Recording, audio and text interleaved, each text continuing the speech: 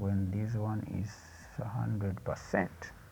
So this is how to calculate the value of a share using Walter's model. Walter's model.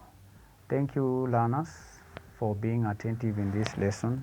Go through the video again, memorize the formula, understand the assumptions, get to know the concept, Walter's model of valuation of shares, ordinary shares. Walter said, proposed very strongly that the dividend policy determines the investment policy.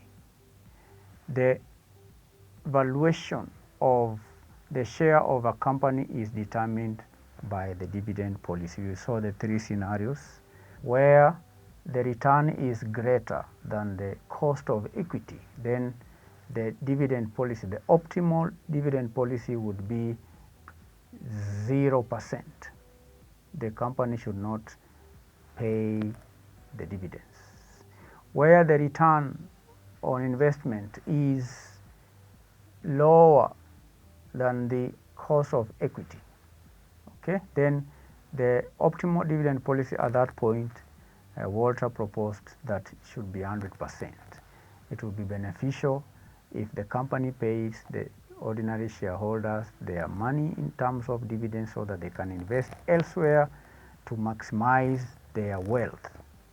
The third scenario is where the return on investment is equal to the cost of equity. In that case, it does not matter whether the earnings are distributed in form of dividends or they are retained, because at that point there is no optimal capital, there is no optimal dividend policy.